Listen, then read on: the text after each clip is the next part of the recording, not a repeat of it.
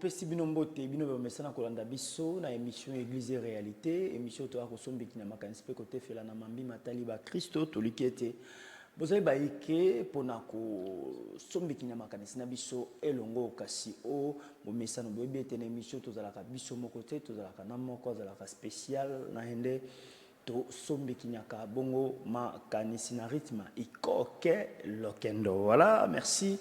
Nadege Peter Tiani, l'excellence dans la simplicité, l'intelligence non exploitée, au Seigneur na mboka et salela. Merci na Emmanuel Mwambanasima, kuna na bevitre na bandeko biso bozala na biso de partout, to kolekisa mo malam biso na bino. Alors bozala ebele déjà pona ko landa biso. Alors émission to koloba, émission ba règlement des comptes te, ezala ka be remède au biso. Tout le monde mambi mike ele kakana ba ecclesia na biso surtout ezako tuka bana nzambe biska to ko mona enyale bosoto ndeto yaka pona ko sombe kinya makanisi ko tozalo kola ba sentinelle to beta ka cloche et bola muka. Voilà, toza biso morote toza susu na esengo on est honoré ce matin ko yamba susu moko ya basali ya nzambe na kombo ya révérend pasteur prophète Bijou Mopina, ozali bongo mokambi ya Ecclesia Parole de Vie.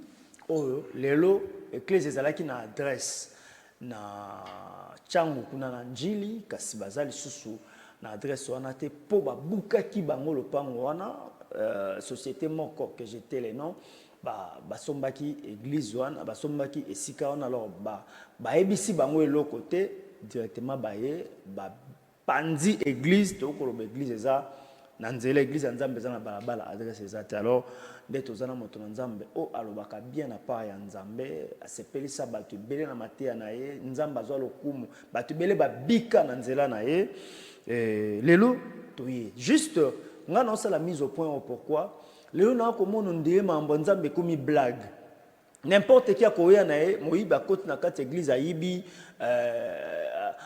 doum ayibi santé ayibi micro batiki na bangoye bakonzi msu ya mboko mona boka na église bakangi na bango pe église na mona beaucoup maître que j'étais aussi le nom na commune moko ya Kinshasa aya moni banderole pour pasteur afutaki mbongo te soki ya nini ayebo kata banderole balongoli banderole. Alors basali ya nzambe to musali ya nzambe zali susu penza na pifote ndenge zalaka kala tembi moto na nzambe to sola na ye na etali église et réalité. Shalom l'homme de Dieu et bienvenue. Merci beaucoup. Shalom. Bonne santé. Santé, malam nangulu nzambe. Amen. Tout ça, c'est moi qui ai honoré ce matin. Nous sommes Rolanda Bisso. Yambo tokota na kati masolo za koyebisa bangoni.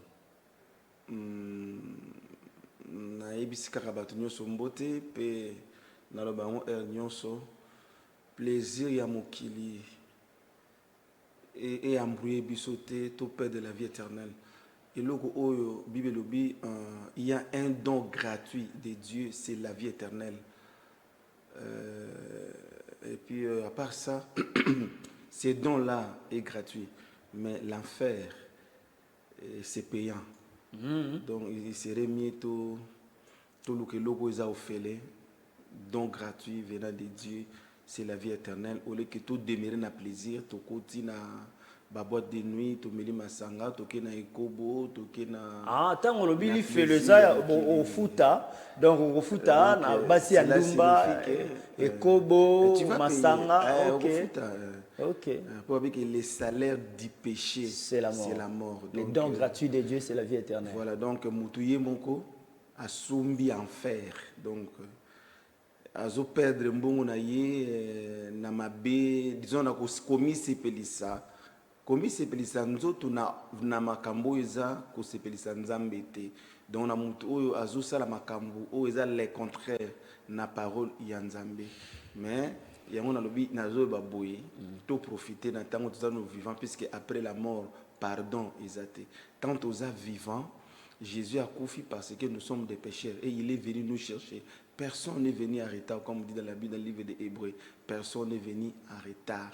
Donc mutumo kaza na retard rien n'est tard. Donc ataso buma batu 50 100 tazandumba mutumo ko condamné te na tango tozeza tango ya condamnation te to na tango ya grâce Donc les premiers seront les derniers. Amen. Et les derniers seront les premiers. Jusque-là, nous avons bien nous embêter dans ma bar, dans ma boîte de nuit. C'est pas dit que comme nous sommes dans l'église, nous l'équipe en côté. Voilà. Merci beaucoup, révérend pasteur. Tozana Sengo, na mambo lobby préambule qui toko kotibiso. Alors, nana posa na yeba. Qu'est-ce qui fait à ce que donc d'abord santé à l'église des Andengani. Église ya Nzambe na Congo to ya biso. Santé église ya Congo au biso bisika to yali. Bon, quand on parle de l'église, l'église c'est le corps. Il y a Christ. Il y a Kitoko Makasi. Il y a Kitoko Makasi. L'église de Dieu est vraiment en bon état. Ils sont en bon état. Oui. D'accord. Ce qu'on a dans l'eau, on a évité sur les bon état toté. Mais l'église locale, tout ensemble, na biso to kambaka, ba kambi na yango, ba ko kamba malam toté. Voilà. Si on na ba église locale, ba église dénominationnelle, hein. Mais si on la plupart ba église wana, ils ont ba église ya Nzambe te. Donc ba église wana, ils ont na santé malam te. Parce que l'église wana, ils ont niti datang awana na Matthieu chapitre Matthieu chapitre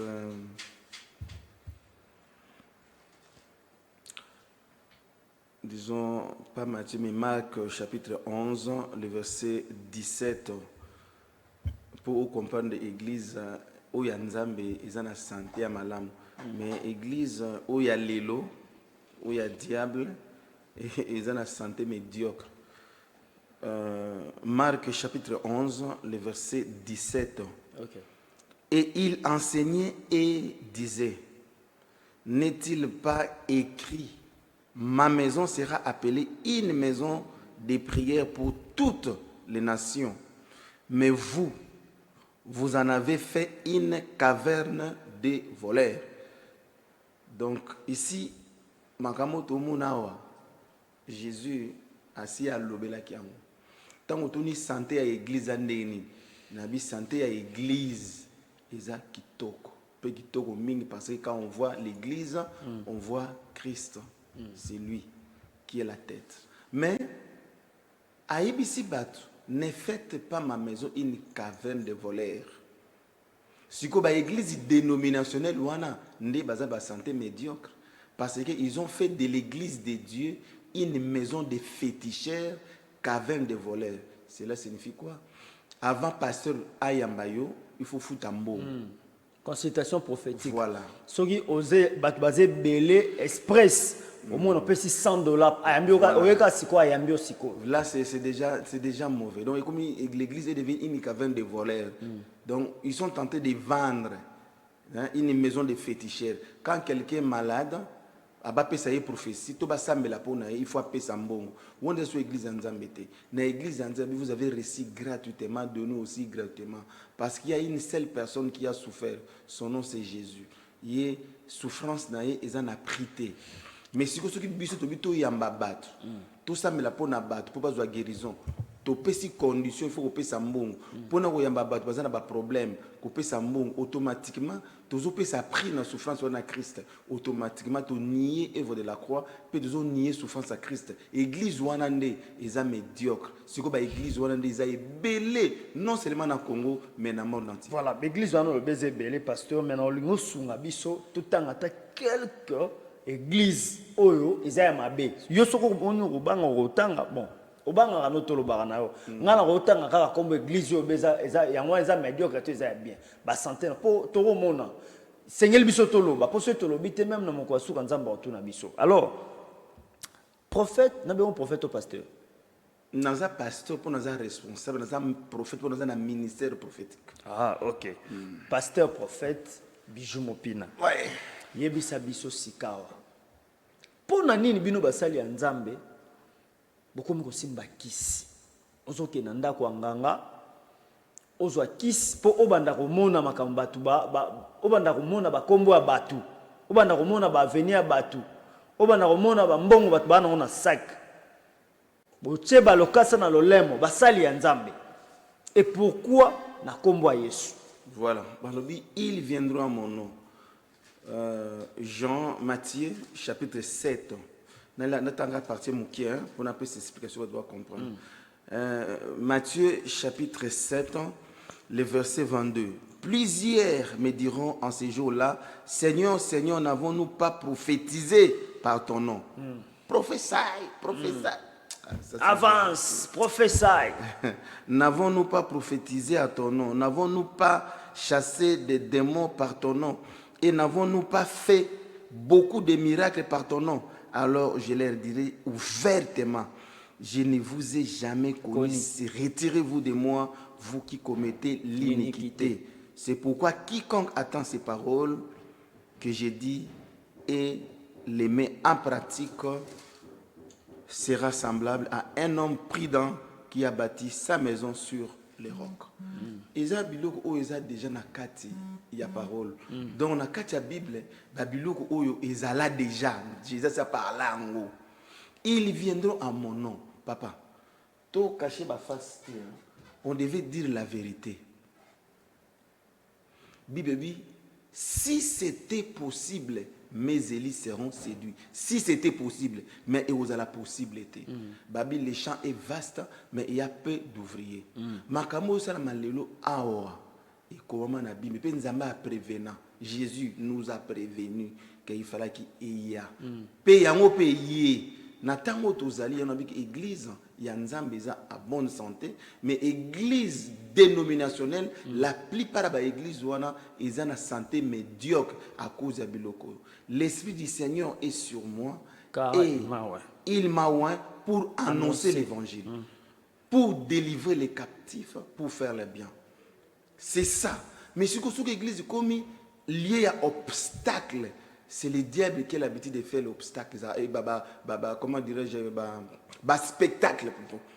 L'église est comme liée à un spectacle. Hein? C'est une prophétie. Qui va voir une prophétie ici? Donc, mon ami comme ici, nous avons besoin de l'obélaï. Nous avons 20 personnes, nous avons 15 personnes. Allez, nous avons un numéro, nous avons un professeur qui parle la langue. On a un spectacle. Mais plus grave encore, un pasteur na limeta. Comme tout le monde à la télévision, pasteur Marcelo, mambo eza mambo solo. Pourquoi il m'a habité sur les arrêtés? Voilà, mambo eza mambo solo. Alors, la sécurité n'a pas ça. Bon, on a ombre na ngezo le kaka, on a aleka mkebo sécurité quoi. Bon, peut ça en fait, non, peut ça donne-moi une veste. Lundi, écran nga bamba ba chanter, moko déjà plongé ah sikuru. Bon voilà, wana bonzambe ou bien comme bonzoto. Au moins tangu natana no gêne na mama nzambe, natana no gêne. Onction peut ça là, onction. Puissance du Saint-Esprit qu'on appelle onction. Hein? Démonstration. Attendez, nous allons faire du bout, na sambela, ou groupe au koya. Donc l'onction, ça se fait aussi. Donc makambo zo sala ngona mingi pe salama nango wana siko eza ba ngo spectacle. Donc pour atteler sabino pour atteler na force na nguya siko wana zanza zela osali miracle au filmer yango ou laxi bato eza publicité na yo eza sous publicité nzambete omoni ay bino bokansaka a ezaka koteya biloko pezali quasi on a habitude donc là il veut se faire voir que il est pas en onction en puissance la gloire est donc on a besoin puisque le diable a otika mututé hein diable a kubima boité ma robata masima batu mais foulard ata même bible si je tiens j'ai pris na pesio et que si tu crois en moi onction au kangao ata elamba ata ombre na eza ya solo parce que ça na Bible eza ya solo maintenant na pensée nini oyo sali biloko wana po ba ndima yo que ko ça rappelle bateau ça rappelle miracle tout ça non ils ont un spectacle. Moi aussi je le faisais dans les temps parce que là j'ai une maturité mais sikoyo na rosa la mosusté na fandika bo mais prier pour les gens tomber rosa me peut na monter même à genoux à quoi ça s'est fait. Au moment où tu es en train de prêcher la parole de Dieu, les gens tombent, oui, ça s'est fait. Mais au refandika boui, la manière que ça là yango, je le faisais aussi. Mais kala, si on a un salon susté, et lui qu'on a kala au salon yango pour ba mono danser, ils a pas bien un spectacle. Donc c'est diable qui pousse aussi les gens, ba ça là ba spectacle wana. Mais ça n'a rien à voir na makamwanza menakati, ça n'a rien à voir. Pour exemple, ba ça me dit pour na boya ko ipete, nabiki. Abiki malamoko. To présence na yo ka ke yeboye soit guéri pe mutabiki ezaka te mutakoya mais biloko asala ki wana moi j'avais vu ça babé un spectacle donc l'église est liée à spectacle. L'église c'est l'endroit où nous devons prêcher la bonne parole pour former des bons chrétiens afin qu'à travers les bons chrétiens ba diriger mboka oyo na justice parce que c'est la justice qui élève la nation. Donc ceux qui ba toujours prêcher la bonne parole ba politique ba otika ko yiba ba million ceux qui prêcher la bonne parole ba to ba yiba comment on devait faire ba robanga parce que ba robanga batute ba robanga nzambe parce que c'est lui qui contrôle toutes choses ba to ba robanga nzambe pour ba yibi que non na suka makambo nyonso il y a deux places, enfer et paradis. Si moi j'ai fait ça, et que na gauche, na droite, na ozanga lola, il serait mieux na zanga biloka mokili, neteli lo orazo telenga na église ya te babuki, mais j'ai la parole qui est au-dedans de moi. C'est là. Cette parole là.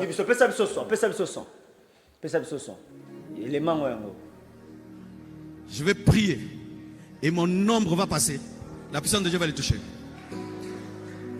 Parce que Jésus-Christ est le même hier, aujourd'hui et éternellement. Omoni. Siko wanezali kamonini. Donnez-moi une veste. Je voulais même déjà, ça s'est fait. Donnez-moi une veste, n'importe quelle veste. Donnez-moi une veste. Donne-moi. Les brazaya basha. Manta la brasaya.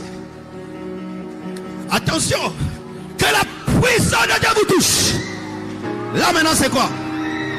Là c'est quoi maintenant? Là maintenant c'est quoi? C'est Jésus-Christ est le même hier, aujourd'hui et demain.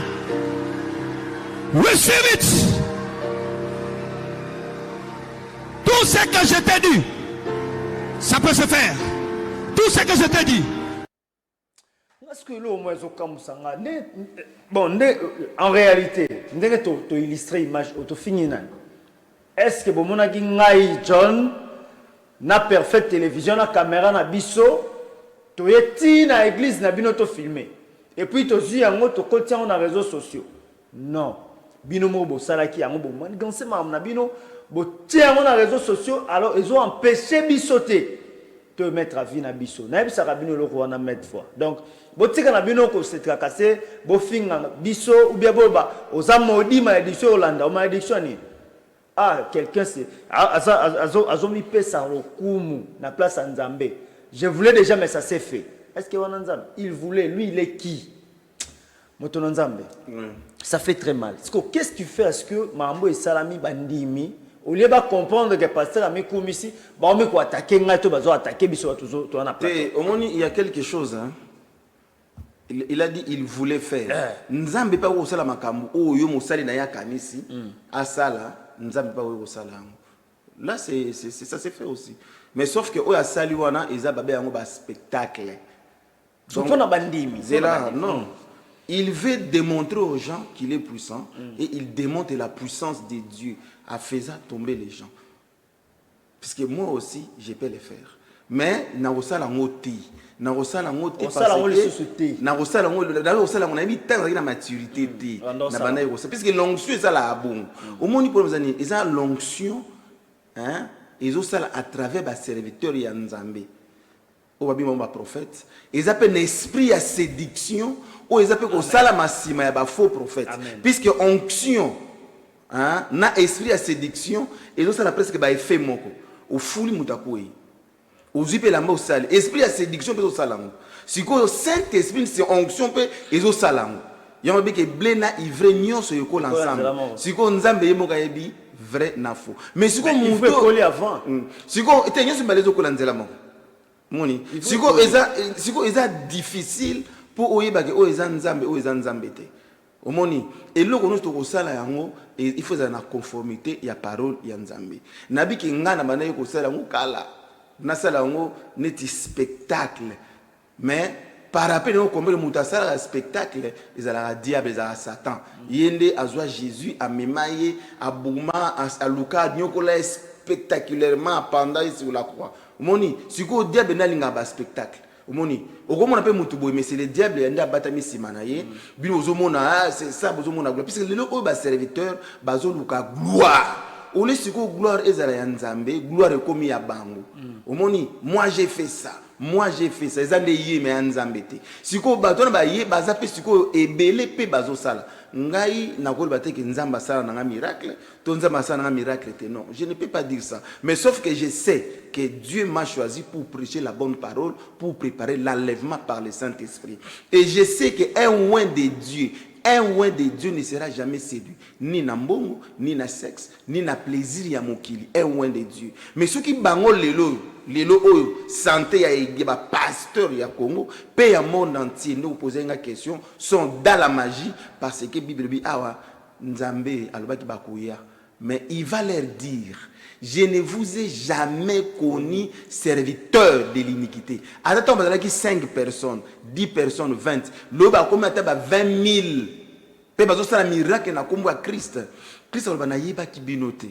Na itikala ko yeba pe binote. Oui, bo c'est le miracle na kombo na ngai, bo prêcher oui, mais ngai na yebi binote. Siko batora na baza ebele na Congo. Pe be église ngo pe a na Congo eza ebele pe ya minene. Pe ba serviteur ngo baza respecté. Mais ba o siko baza na esprit ya séduction te. Ba o baza ba vrai roi ya Nzambe, baza rejeté pe abandonné pe baza ignoré. Voilà, baza ignoré. C'est le monde des abongos. Pour que vous serez haïs de tous à cause de ma parole. Voilà, merci beaucoup l'homme de Dieu. Ça fait très mal, Blozo Loba. Mais nga souci n'angezaka bandimi. On dit baza en otage, plus en otage dans ma pasteur na bango. Pour l'élo, je ne sais pas. Bon, expliquez bien son version Bible Lobaka. Bayaka nanda kanza maboko pambati. Na peut-être chose biblique, tu as vexé ba pasteur de ba créa. Bon, koya ko se présenter na peso exemple moko na sorti ya bana Israël. Il y a Israël boum na Égypte. Moïse alobaki bien, abi je ne peux pas sortir. Nous ne pouvons pas sortir d'ici. Ata tonga na biso etikalate. C'est avec nos biens que nous allons servir l'Éternel. Donc les versets là existent. Voilà, le col existe. Mais si ko exact que ba exploiter en mal pour tirer l'argent aux gens. C'est là on tourne. C'est une question maintenant. L'explicité par Koloba Nangai. Pour une église, lelo, beaucoup de système de panier et belé. Entre autres, au moins, le pasteur a lobby, n'a pas offrande ya kilo. À couper $500. Si au moins, le pasteur qui était 500 francs. Si mutu qui permet tom so bongisa ki moi 500 francs na ye mo etele mezate pour barobi déjà mbongo ya ali nango est-ce que le lengi ya ko sengela offrande na église le lengi wana ezali malamu toté bon église ils a peine besoin de mbongo mais tu ko présenter que kaka Jésus moko a besoin de mbongo nous présentons un Jésus qui a toujours besoin d'argent. Là, ça devient la fausseté. Puisque prévenez que Christ yemoko a commencé à Marie richité maman naïe. Jésus yemoko a commencé à Marie richité. A commencé à Joseph te a beaucoup la zemi ya yete. Mais tant à Koufi baba qui Joseph azaki Bible Joseph azaki ménisé. Mais article la société ya ménisérité. Maintenant les pasteurs ils font ça en disant bon peut ça 100 beaucoup doit 200. Bon peut ça 1000 beaucoup doit 4000. Ça c'est l'escroquerie. Donc ils ont fait de la maison de l'Éternel une caverne de voleurs. Donc ça c'est du vol. Ils sont tentés de voler l'argent. Donc pasteur en a besoin de l'eau songolo pakala abandi ko sala yango pour voler bateau. Pour nani parce que ba pasteur le o bazo former ba vrai chrétien te. Bazo former ba vrai adorateur te. Bazo former ba fanatique. Aujourd'hui dans les églises finga na o Jésus sakana na ba osala le mais si tu touches le pasteur ba o menace on a ba menace belé ba pasteur. Là na limité wa kaka il y a pas longtemps wa temps ba candidat ba au dépôt. Bangi ba betanga et pas frère moko ya église dans la kisi pasteur. Oui. Nabi ben frère, aux païens, aux frères état. Comment on comme à niveau oyo. Donc lingi no ba ma be pour na Yesu mais pour na pasteur té. Et ça peut ba ma bete ba zolo ba oya osala. Bon, netinga na zaboy. Na église ba offrande wana belé zalati. Mais na yebi ki église, ils en a besoin il y a offrande. Parce que offrande ni ne sengel ba pesa. Mais mutu faut appeler ça dîme, mutu faut appeler offrande. Si vous avez besoin de offrande paye belé. Omoni, ba dit bineti Galate. Galate comme 7 comme 6 comme 6 Galate verset dans Galate na Galate voilà na maîtriser maintenant verset on a été balobi on donne tout ce que tu as à celui qui t'a enseigné la parole.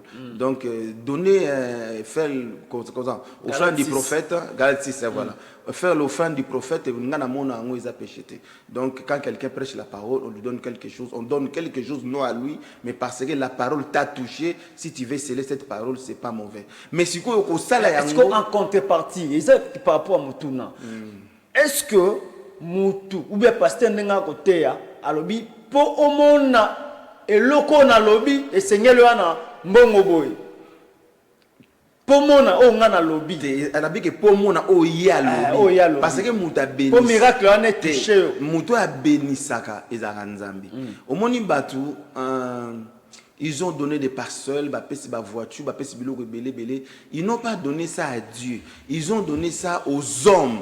Yango moni dans le temps de la fête batu ba souffrir pe batu ba silika batu ba pesi ba mapango ba pesi ba mbongo biloko ebele mais ba pesi yango batu ba pesi nzambe te. Cela signifie quoi? Ba pesi yango esika nzamba zate. Donc ils ont mal donné. Moni et puis musu bazo pesa mbongo par pression. Mon a passé la sali batu pression bo pesa passer la siliki. Musu senga par pitié donc passer la sengi mbongo a umeli ko senga trop par pitié. Ba senga eloko ba pesa ka nzambe eloko te par pitié ni par pression. Omoni mais mutu asala ka eloko soki nzambe a touché ye wana nde nzambe pe ako bénir ye. Mais soki pasa bi pesa boye po yo zwa boye mpasser la bénissa mutu te. Mpasser la ko déclarer mais nzambe nde ako accomplir bénédiction wana. Au monde dit, onction est transmissible. Si moi j'ai l'onction, je peux prier pour toi. Mais mouta osala que onction est vanda katnayo, et la transmise katnayo, et za nzambe yemoko. Nous sommes que des instruments oyo nzamba za ko utiliser. Aza ko utiliser net ba instrument mais toza ba spécialité parce que nous sommes aussi des pécheurs. Au monde dit, ba pasteur et il pense que ce que mouta pasteur yende pa na ye tout est permis. C'est faux. Ils sont en Israël. Ils ont bandi muso ça bazana ban bazo banga nzai makas ko ligame na ba pasteur. Pe bientôt là vous allez enlever monde ba pasteur belé ba kotika là. Pe bandi mbaki ba pasteur ba tikali. Mais bandi mi ba kotika là wana ba pasteur ba tei bango mal, ba présenter bango l'enlèvement té, ba présenter bango la vie éternelle té que après la mort ba on esengela bango pardon. Ils ont ba doctrine muso awa. Oh, il est réservé aux hommes de mourir une seule fois, après quoi vient le jugement. Ils en ont Hébreux chapitre 9, le verset 27, si je me rappelle bien. Donc, mon tout temps, vivant et seigneur naïe, abanagosa la confession à péché naïe, tant tozali. Yango jerabi bole la pona masumu na bino, bole la pona ngaite, pona masumu na bino, pena masumu ya bana na bino. C'est ça. Donc, mon temps, nous vivant et seigneur naïe à reconnaître ma béazanango, à senga pardon, pe à senga nanzambe. Par le Saint-Esprit, à sungaye, à aider. Parce que moutarouti comme a bien ma casse n'a été effort d'ailleurs, moutarousa la volonté en zambété, sans la présence du Saint-Esprit. Pasteur, est-ce que l'élo n'a pas église, pas une église, c'est une onction tembouyezate, c'est-à-dire, oui, bah, qu'on est quoi, yiba, na quatre églises, à qui n'a pas bloqué, ça est la ramsala en zambé, au comona, et kobo, na quatre églises, moutouana pas à frapper, au mona, na quatre églises, pas un moko boeto mokonzi moko boe pa ko ya na eboe apesi pe mbongo na ya mabe et sali na ngope loko te na église banderole activité bozana en église mais un bourgmestre ya katine ngo tout ça et ils appellent fêter église si l'ampifo na ngoto ndenge te église ya nzambe échange ate ezana nini sikoyo kasi ezana force ya kosangana te ezana neti sanza bande ezala sanza basala ngo atretente moi ezala ka moi ba étoile personne ezali église nzambe église nzambe échanger te pesa puissante pendant que je parle là l'église nzambe est tellement puissante o mutako sala blague te bo ba blague mususu wana o ba bazo sala ezana ngo église nzambe te ezaka mutala moki asali oyaye mais na tango tozali bibelobi là où les péchés abondent la grâce de Dieu surabonde. Jésus n'est pas venu condamner les gens mais il est venu sauver. Mutu pa ko sala pe likamuna ignorance akeyi ba na église ayo ko toucher mais nzamba kotika ya impunité. Mais Nzambe, il est riche à bonté, lent à la colère. Donc il y a certaines choses où ça m'a dit dans l'église Nabiso parce que batu bazo banga ba serviteur te. Hein? Diable abimisi ba faux serviteur mingi siko bazo mona buzoba ya ba pasteur polele yango siko moni même na ba autorité na ba politicien na ba tout ba komi ko utiliser ba pasteur ba komi ko utiliser bango ba église pour na ba propagande ko utiliser ba église ba lobela bango biloko tout pe ba passer bango mo commencer la bosoni ya ko kene ko kota ko banosa la politique. Or, un pasteur a au-dessus, a supérieur. Un pasteur a pasteur, il y a un président, nion sur le monde entier. Un pasteur a pasteur, il y a un opposant, puis a pasteur, il y a comment, il y a majorité, il y a majorité, puis il y a opposition. Donc, pasteur a pasteur, il y a un nion. Mais si vous êtes pasteur au côté de la partie politique, tu n'es plus un bon pasteur. Parce que moi, je dis, moi, je suis là. Je suis un pasteur. Pasteur, naza pasteur même tina ba Rwandais. Naza pasteur ba Rwandais. Parce que na pasteur ba Burundais, ba Camerounais, il y a ba Gabonais, il y a ba Américain, il y a ba Français, il y a ba Belge. Naza pasteur pour na monde, il y a ba Congolais. Naza pasteur, il y a monde entier. Parce que babi aller jusqu'aux extrémités de la terre, prêcher la bonne parole. Quand je serai en Amérique plutôt, on va m'appeler pasteur, naza pasteur d'Abango, je leur amené la bonne parole pour parole et préparer mon enlèvement. Mais si vous êtes en Congo, j'ai pris aussi pour ma nation. Ceux qui Congo, ils ont besoin de l'Osongolo Pakala. Ba autorité en boka, ba politique en boka, ba luka ba vrai serviteur de Dieu, ou ba na magité. Au bazana kata ba science occulte, au bazana kata ba kabalte, baluka ba vrai serviteur de Dieu ya solo. Baroye ba bango ndenge nini. Baroye ba bango penser que bazala simple. Ba simple ndeni. Ogoye ba bango te que bazala sala ba bilobelelaka. Un vrai serviteur de Dieu a mis lobelelaka. Mon pasteur na ba sodé belé mo monezate. Jésus tango yaki na mokili, abota mangineni. So Jésus ayaka neti mwana roi. Mon pasteur otambola suite à basoda on dirait que aza ministre ya mukili tout ça.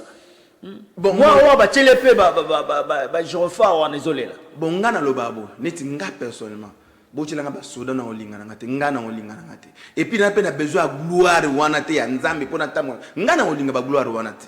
Gloire est à Nzambe. Prévenez que notre modèle c'est Jésus. Je disais quoi? Je suis venu accomplir la mission de mon Père. C'est mon Père qui m'a envoyé. Exemple, Jésus parlait que de son Père.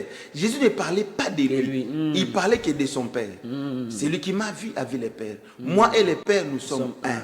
Tu vois? Donc il parlait que de son Père. Un vrai serviteur de Dieu va présenter que Jésus. Partout où il y a Koleka, vous sentir humilité, simplicité, parce que l'Esprit du Seigneur est loin de eux pour annoncer la bonne parole, à faire le bien. Au monde, peut à délivrer les captifs. Mais les gens qui ont un pasteur, ils ont boma batu. Ba pasteur bazo tinda batu, ba bois que l'autre moto, batu ba kufa, ba bois ba ennemi na bango. Moi ça m'étonne. Jésus n'a pas tué ses ennemis. Eza mabe, eza ignorant. Tindela bango moto di. Bon, tirbo. Si ba bengi mutu wana serviteur wana ouin de Dieu. Nga mutu wana ouin Nzambe te. Et ouin de Dieu tuer même pasteur alimeto na boka ba moto boye. Dans le bec eza ye mongote ba te belé ba boka ba moto. Ah boza mabe nani. Eza bako boka la démon moto, bako boka la mutu te. Kasi démon na mutakoti démon. Te. Bois que la démon, chasser, la Bible nous a dit, voici je vous ai donné le pouvoir de marcher sur les serpents et sur les scorpions. Aucune puissance ne pourra vous nuire. À mon nom, vous chasserez les démons. À mon nom, vous ferez les divers miracles. À mon nom, vous allez tuer vos ennemis. C'est ça le problème. Vous allez faire sortir les ngolo dans les makolos. C'est un numéro magique.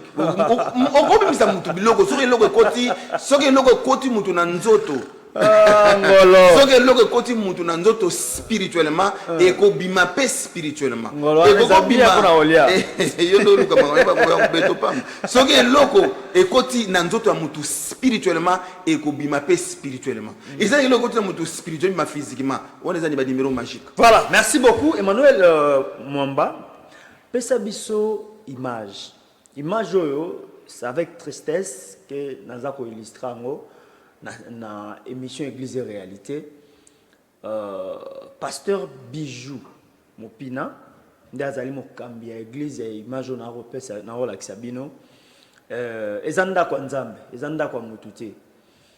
Alors pesa biso et tocha commentaire simanango l'homme de Dieu tolanda na yo elongo.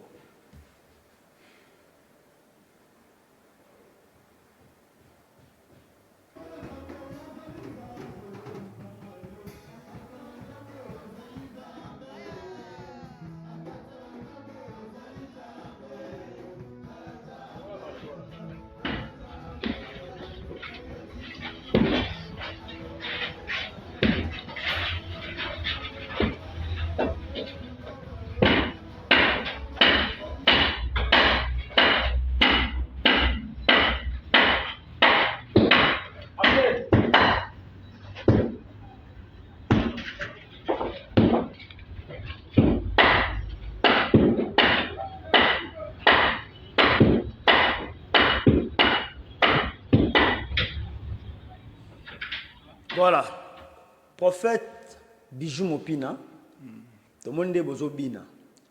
Alors, bozobina, bande ko baro yemba sikoyo, tout le monde imbala moko changement, shift wana, on est bobande li suko ton église en tonde.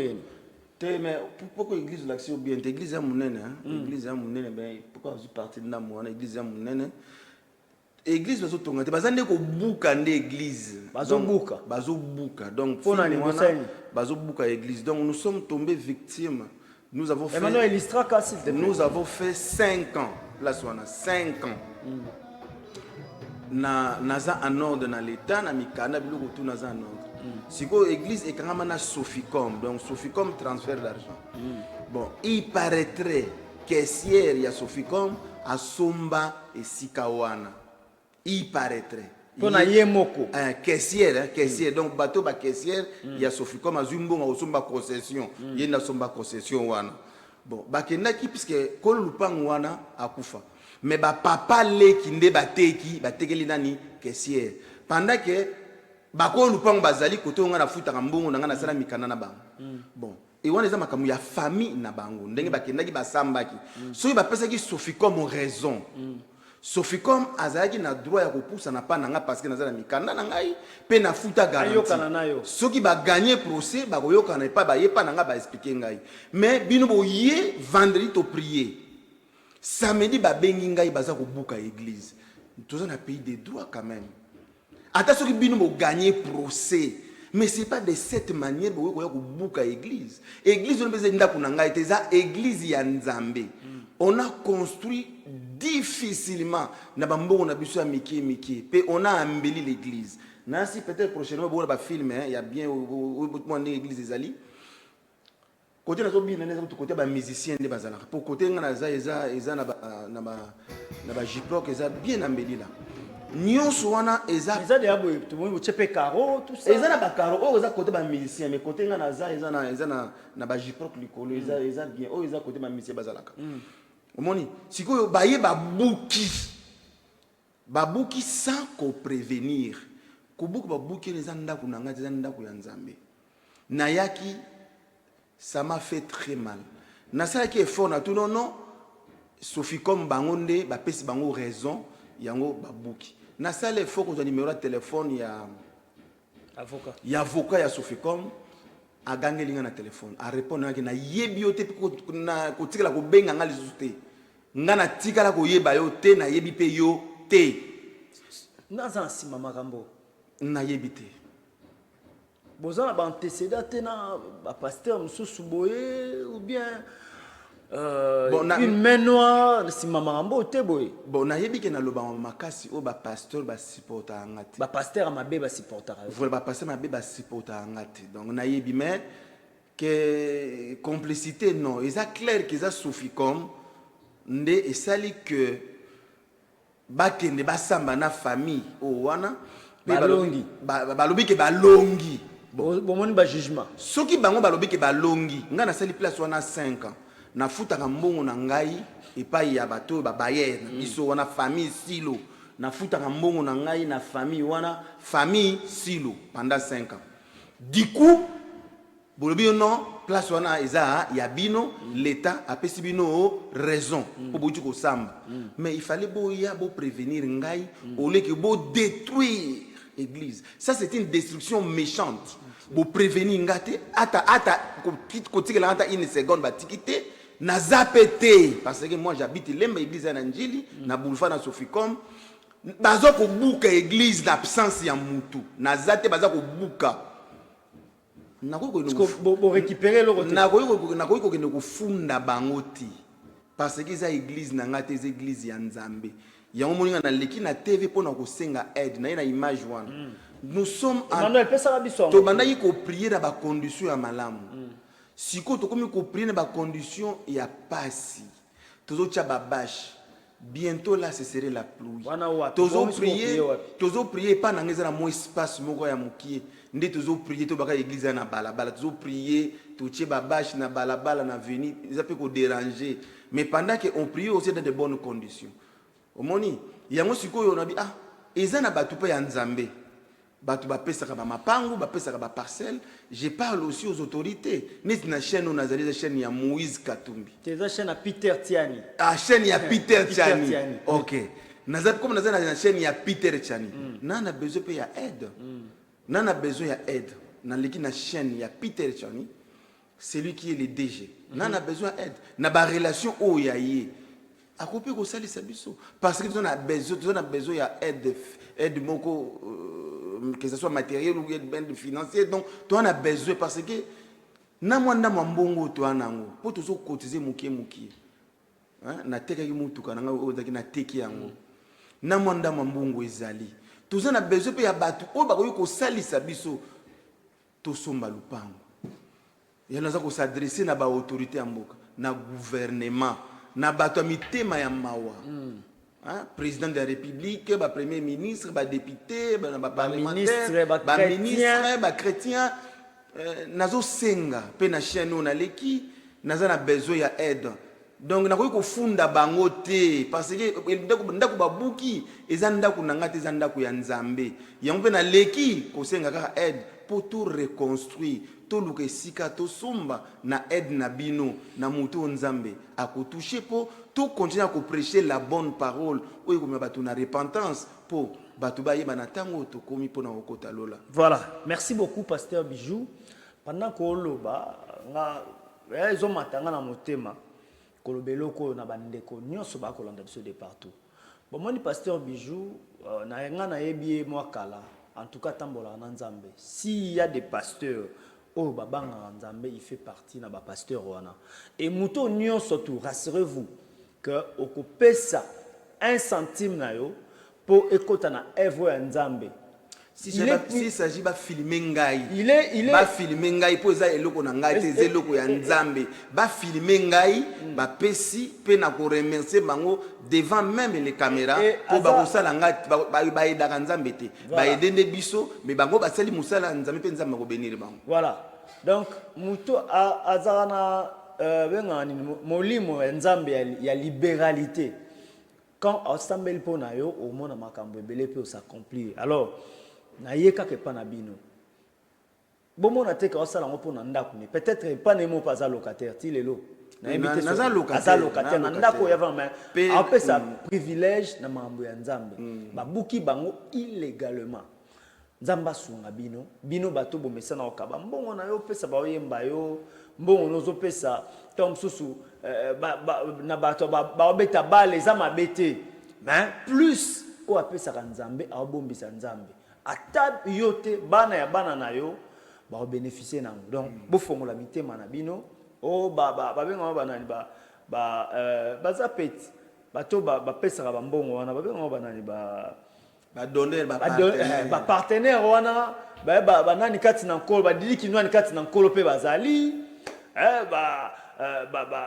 ba Moïse Katumbi kati na nkolo pe bazali pourquoi pas ba Sama Lukonde ba IGF ba Gilles Lingeti ba sunga pe musala oyo ya Nzambe Nzamba kobosa na bino te. Alors l'homme de Dieu to comme poussa na biso na suka na bandeko nyonso balandi biso par rapport ya mambo e comme bino na église ozoyebisa bango nazolo baka que bako toucher nyonso mais bako toucher église te so babengi église batika nzambe eza l'église ya nzambe to église ya nzambe te batika nzambe yimoko ayebi nako permettre te babuka église catholique église kimbangiste église musulmane église de oh loko babengi église bakoki kotouche yango te mais comment bokoki kotouche église sans prévenir ko prévenir bato biloko tout boye bandi kobuka ça fait mal.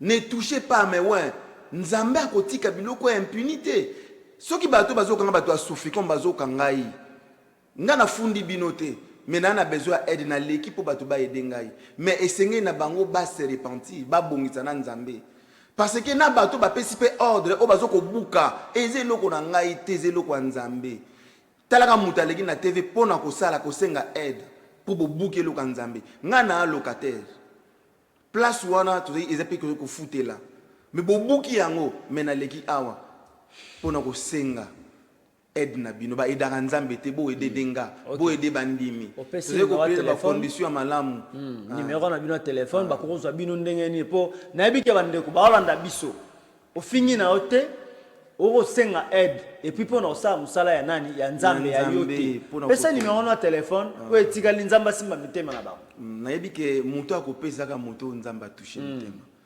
et puis soko pesi biso ezo pesi ngate au pesi nzambe c'est pas dire que soko pesi ngai ou ba no pesa nga ba condition wana no pesi ngai soko lingo pesa ngai quelque chose au pesa nga ba condition ko pesa no ngate mais pesa nde nzambe pour mbongo wana na kosala ngo makambo nzambe na kotonga église o bando pesa nzambe souviens-toi de moi voilà. nzambe so likamo comme le compliqué souviens-toi de moi. Ezana makambo ebele sala na monde. On appelle la musu bata ba mystique ba yoki ba ye na mbongo na bango ko pesa ba pesa nga condition. Mais so ba ye ko pesa ba pesa nga ba condition en tout cas mbongo wana na besoin te. Na besoin ya mbongo o ya moto nzamba toucher pour te prêcher la bonne parole ba tu baza la sauver pour ba se préparer pour l'enlèvement. Voilà, souci na ngai ndeza wana.